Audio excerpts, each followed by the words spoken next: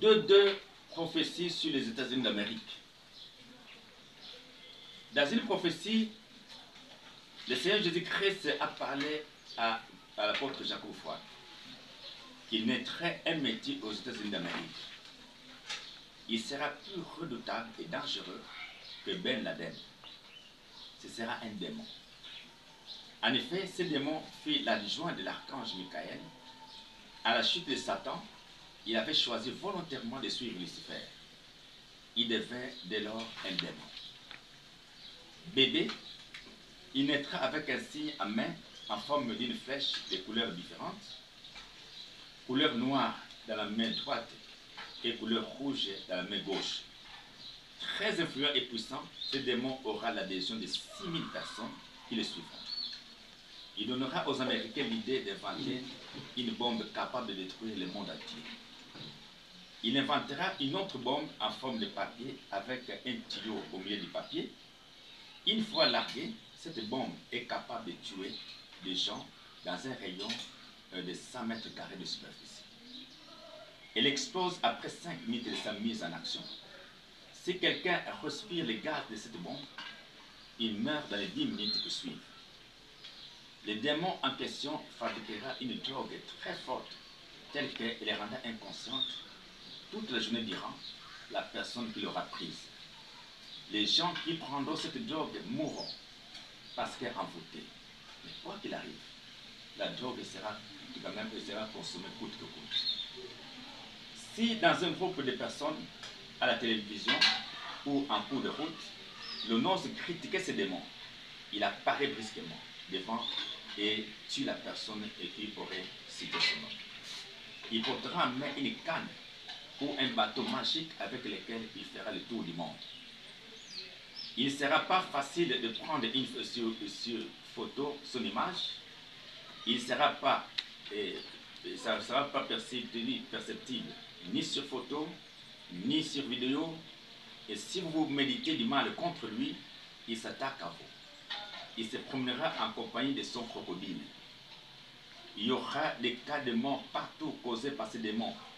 Les gens s'en lamenteront beaucoup. Et alors Dieu enverra un ange qui viendra enlever du monde des démons. Et toutefois, avant que tous ces événements ne se produisent, la paix régnera dans le monde. Le temps est pour le Seigneur de démontrer sa puissance. Dans le fleuve Mississippi, Missouri, il vit un certain dragon qui a des ailes longues de 2 mètres. Très redoutable, ce dragon mange toutes les personnes qu'il rencontre sur son parcours. L'Éternel Dieu a dépêché un ange pour le capturer et le placer par la suite dans une grotte située près d'une chute d'eau du fleuve Mississippi, Missouri. À cette chute-là est posté un autre ange pour la surveillance du dragon. Aujourd'hui, il a l'intention de sortir. Il risque de sortir si nous ne faisons pas attention. Raison pour laquelle les serviteurs de Dieu doivent unir leurs efforts dans la prière de manière à l'empêcher de sortir de la grotte. Sinon, une fois sorti, il est capable de bouffer la moitié d'une vie. Notez qu'à l'heure qu'il est, ce dragon a vraiment faim. Et c'est depuis la première génération, les diables maintenant fait les libérer. Un autre type de dragon ou dinosaure qui a la forme d'un chameau a été observé. Mais il a élu domicile dans le fleuve Congo. À la différence du premier dragon, celui-ci ne bouffe pas des êtres humains. Toutefois, s'il arrive de bouffer une personne, c'est que cette personne a la malchance et est maudite. Il ne se nourrit que de poissons de fleuve seul, et aucune bête aquatique ne l'a vaincu, ni même la baleine. L'Éternel Dieu l'a réservé pour le garder et ensuite pour le sortir vers la fin du monde. Les eaux du fleuve Mississippi, Missouri cachent beaucoup de secrets que nous réservons de voiler des États-Unis d'Amérique. Toutefois, notez que dans les profondeurs de ces eaux est installé un certain petit monde de sacrifices humains. Ici, l'on coupe des têtes humaines. Plusieurs présidents et personnalités politiques du monde se rendent dans ce monde dans le but d'aller chercher le pouvoir des frères noirs. L'un des présidents de l'ex-Zaïre puis le 14e sur la liste des gens qui auront été signés de pacte de sang dans ces milieux-là. À l'échelle africaine, ils sont au nombre de 70 hommes d'État qui ont conclu des pactes de sang dans ce monde-là. Sur toute l'étendue de la planète Terre, ils sont 18 000 politiciens et autres personnalités influentes à avoir conclu ce genre de pactes. De ce nombre, certains sont déjà morts, d'autres sont encore en vie jusqu'à ce jour. Au moment où nous écrivons ce livre, la personne qui est aux commandes de ce monde-là, le sacrifice, mais de façon provisoire, c'est bien des présidents à l'exercice en Russie, au moment où nous écrivons ce livre-ci. Toutefois, il est prévu des élections dans ce monde-là pour mettre à la tête une personnalité élue. De tous les candidats, seul sera élu président du bureau définitif, celui qui se distinguera par le nombre très élevé de sacrifices humains. Le précurseur qui commença ce monde-là, c'est George Washington, et un président honoraire des États-Unis d'Amérique. Seulement, il n'avait pas fait longtemps ici. Il avait quitté cette organisation en rendant la bague magique qu'il avait. En effet, tous les présidents et autres personnalités politiques, membres effectifs de cette organisation, portent une bague magique avec l'inscription 666.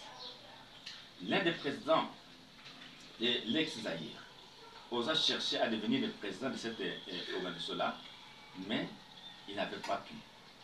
Il n'avait pas atteint le nombre de sacrifices humains lui exigés, ce qui les précipita à la mort. Il y a une catégorie de personnes de cette organisation-là qui ont donné en sacrifice leurs yeux à Satan. L'organisation leur donne à porter des lunettes magiques.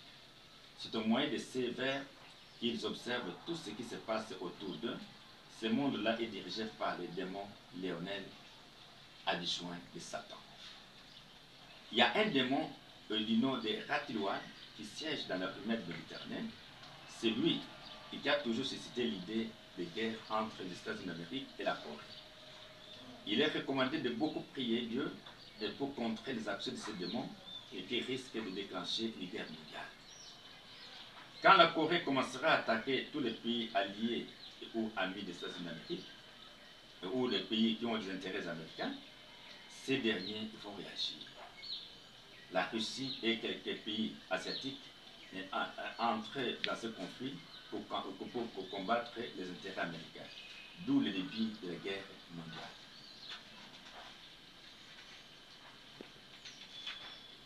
Le démon Ratilouan sème l'incompréhension entre les États-Unis d'Amérique et la Corée. Pour cela, l'Éternel Dieu a instruit l'apôtre Jacob Fouani de lancer un appel à tous les chrétiens du monde entier de se lever en prière pour contrecarrer cette action qui risque de provoquer et même de précipiter cette guerre mondiale, qui demande à Dieu que cette guerre arrive au temps fixé, car la précipité augmentera les dégâts énormes à travers le monde. Le temps de la guerre mondiale n'est pas encore arrivé. C'est plutôt en 2090 qu'elle se déroulera selon le plan de Dieu. Mais l'ennemi veut la précipiter dans le but de sacrifier beaucoup de vies humaines. Ratilouan, c'est un vieux démon. Dans ses actions, il fut à la base de la guerre historique de 100 ans entre France et Angleterre. Après son échec, il alla s'installer en Russie pour l'opposer aux États-Unis d'Amérique. Il vient de quitter la Russie pour retourner à la mer Méditerranée dans le but de créer une compréhension entre les États-Unis d'Amérique et la Corée.